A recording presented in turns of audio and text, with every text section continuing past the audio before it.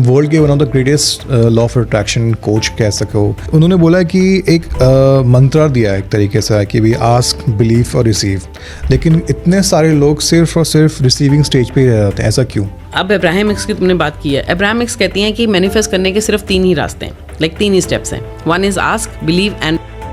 तो क्या हम ये नहीं कह सकते कि रिसीविंग के साथ डिजर्विंग भी बहुत इंपॉर्टेंट है? काफ़ी बार ऐसे मार्केट में लोग बोलते हैं कि सर जो समझे दे दो आप। हाँ, तो ये कहीं ना बिकॉज डिजर्वेबिलिटी और वर्दीनेस का इशू है ना।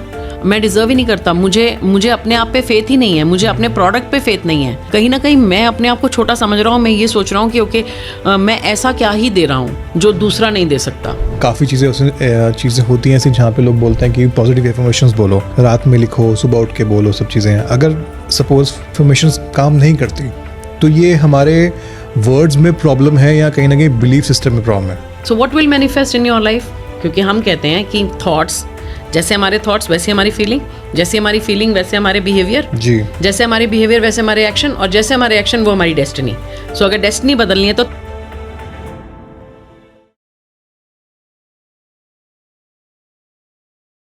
वर्ल्ड के one of the greatest law of attraction coach कह सको, अब्राहमिक्स। हाँ, उन्होंने बोला कि एक मंत्र दिया है एक तरीके से कि भी आस्क, बिलीव और रिसीव, लेकिन इतने सारे लोग सिर्फ और सिर्फ रिसीविंग स्टेज पे ही रह जाते हैं, ऐसा क्यों? Very interesting question. ओके, तो सबसे पहली बात समझते हैं, जब तुम when you were growing up जी, और आपकी बुआ आपके घर आई थी और उसने आपके हाथ में 500 का नोट रखा था, तो सबसे पहले क्या सुनने को मिला था? मम्मी ने कहा था मत लो, और साथ में कहा था क्यों बहन जी क्यों कर रहे हो, and you were also scolded, क्यों लिए तुमने बुआ से पैसे जी, क्यों लिए तुमने? और तो हमारे को ना सबसे पहले हमें लेना एक्चुअली सिखाया गया कि गलत है। तो हमारे अंदर गिल्ट आता है लेने में, हमें शेम फील होती है क्योंकि हमारी प्रोग्रामिंग ऐसी हुई है, राइट? हमें अपने बारे में छोटा महसूस होता है, हमें लगता है लोग हमें जज कर रहे हैं, या उन्हें लगता है कि मैं केपेबल नहीं हूँ इसलिए मैं ले रहा हूँ। सो वो लेना जो है ना, वो उसके साथ ना एक बड़ी सारी रॉन्गनेस अटैच है हमारे बचपन से लेके आज तक। सो ये जो रॉन्गनेस अटैच है ना, वो हमें स्टॉप करती है from receiving anything in life. तो यहाँ से हमारी रिसीविंग कहीं ना कहीं ब्लॉक हो जाती है। बट प्रॉब्लम पता है क्या है सार्थक? लोग ना, अब अब्राहमिक्स की तुमने बात की है। अब्राहमिक्स कहती हैं कि मैनिफेस्ट करने के सिर्फ 3 ही रास्ते हैं, लाइक 3 ही स्टेप्स हैं। One is ask, believe and receive. अब लोग आस्क तो कर लेते हैं कि मुझे ये चाहिए, मुझे ये चाहिए, मुझे ये चाहिए, ठीक है।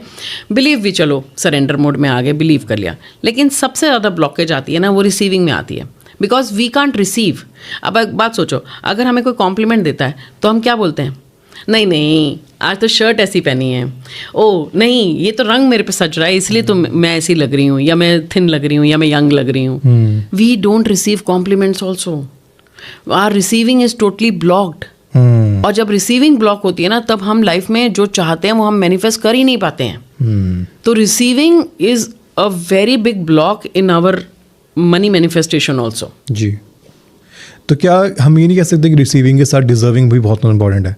कि अगर कोई, आपने इस एग्जांपल ले कि भाई आप बहुत अच्छे लगे हो, नहीं ठीक है अब ऐसा है, अगर कोई इंसान बोले कि हाँ थैंक यू यार, मैंने मेहनत करी है तो मैं अच्छा लग रहा हूँ, एग्जैक्टली, तो क्या ये उसके साथ में साइमल्टेनियसली चलेगा? नहीं, वो साइमल्टेनियसली चलना ही चाहिए, मगर वो तभी होगा जब मैं अपने आप में बिलीव करती हूँ। जब मैं ये जानती हूँ कि I have worked hard, I deserve all this compliments, it is okay to ask for support, it is okay to मांगना कोई बुराई नहीं है। तो अब जब कभी कभी लोग आते हैं मेरे पास और मुझसे ये पूछते हैं कि मैम कोई तरीका बताइए कि हम अपनी रिसीविंग को कैसे ओपन करें। सो सबसे पहला स्टेप है, एक तो अपनी डिजर्वेबिलिटी को बढ़ाना है, जैसे तुमने बोला, वर्दीनेस को बढ़ाना है, बट उसके बाद छोटे छोटे स्टेप्स लेने हैं। छोटे छोटे स्टेप्स लेने हैं, start receiving compliment, start asking for support, लेना शुरू करो, थोड़ा थोड़ा, छोटी छोटी चीज़ें, छोटा छोटा, कि मुझे सपोर्ट लेने में शर्म आती है तो ओके मैं एक छोटी सी सपोर्ट मांग लूँगी। छोटी छोटी सपोर्ट मांगनी, छोटी छोटी कॉम्प्लीमेंट्स को रिसीव करना with a graceful thank you and a smile, that is where your receiving will start opening up. और पता है हमारी रिसीविंग क्यों ब्लॉक होती है? क्योंकि हमारा रूट चक्र कहीं ना कहीं ब्लॉक हो जाता है, और जब हम रूट चक्र हमारा ब्लॉक्ड होता है तो हम रिसीव नहीं कर पाते हैं। और उसके बहुत सारे और चीज़ें होती हैं, लाइक हम अपनी राइटफुल जो हम चाहते हैं कि ये मेरी this is what I deserve या ये मेरी कीमत है, हम अपनी राइटफुल कीमत भी नहीं ले पाते हैं। हम जो डिज़र्व करते हैं वो भी नहीं मांग पाते हैं जब हमारा रोड चक्रा ब्लॉक्ड होता है। अगर मेरी समझ लो मेरे पर सेशन की वैल्यू 10,000 रुपीज़ है, I will not be able to ask, because I will feel कि मैं क्या ही दे रही हूँ, मैंने ऐसा क्या ही कर दिया कि मैं 10,000 रुपये, बिकॉज अंदर से मुझे लगता है मैं वो डिजर्व नहीं करती, right. And somewhere when your root chakra is blocked you block your receiving, और ये अननोइंगली होता है। और जब एक चक्रा ब्लॉक होता है तो दूसरा भी ब्लॉक होता है, तो हम कहीं ना कहीं मांग ही नहीं पाते हैं, एक्सप्रेस नहीं कर पाते हैं, राइट। काफ़ी बार ऐसे मार्केट में लोग बोलते हैं कि सर जो समझे दे दो आप, हाँ, तो ये कहीं ना कहीं बिकॉज डिजर्वेबिलिटी और वर्दीनेस का इशू है ना।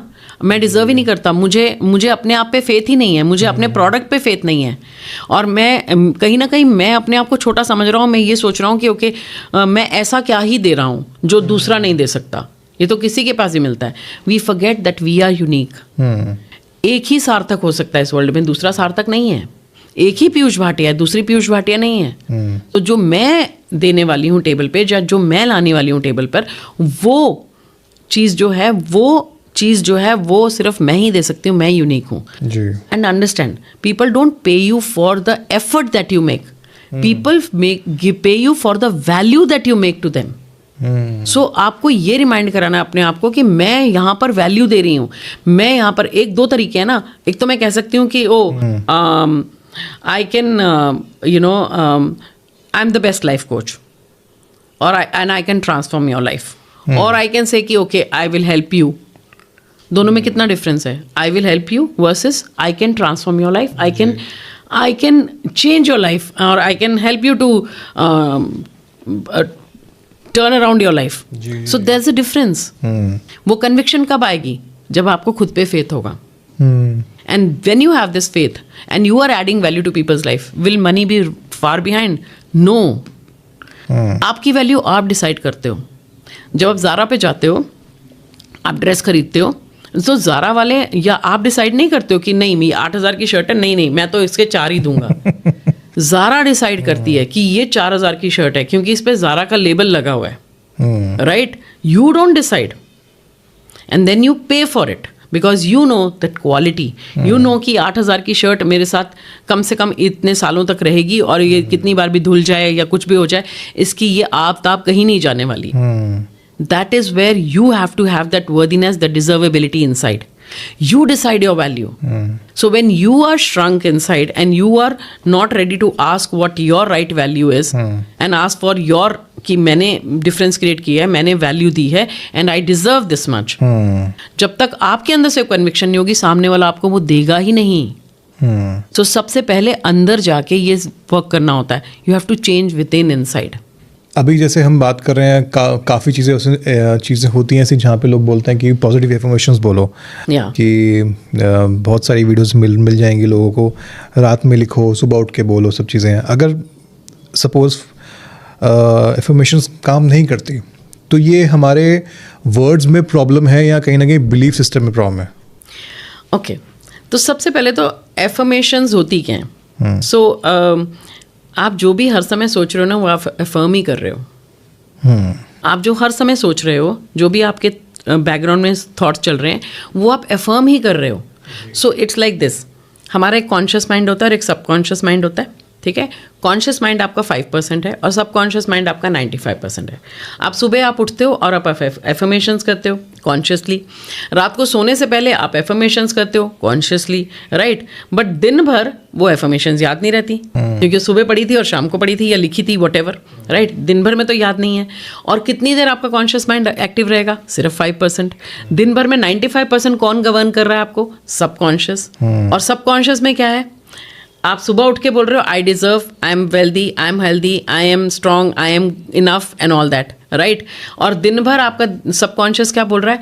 कि मैं तो लल्लू हूँ, मुझसे तो नहीं होगा, करना मुश्किल है, और ये सब कहानी चल रही है. So what will manifest in your life? क्योंकि हम कहते हैं कि थॉट्स जैसे हमारे थॉट्स वैसे हमारी फीलिंग, जैसे हमारी फीलिंग वैसे हमारे बिहेवियर, जी, जैसे हमारे बिहेवियर वैसे हमारे एक्शन, और जैसे हमारे एक्शन वो हमारी डेस्टिनी। सो अगर डेस्टिनी बदलनी है तो थॉट और फीलिंग को बदल दो। तो थॉट मतलब एफर्मेशंस करना, एक नया थॉट प्लेस करना जो आपके नेगेटिव थॉट्स हैं उनकी जगह पर।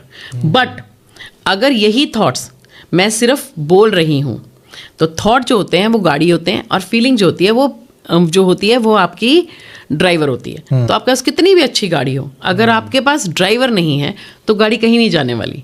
और ये बात हम नहीं समझते हैं। तो खोखले वर्ड्स बोलने से, एफर्मेशन करने से, रिपीट करने से कुछ भी बदलने वाला नहीं है। So first of all, you have to understand whatever you're saying, you have to actually feel it.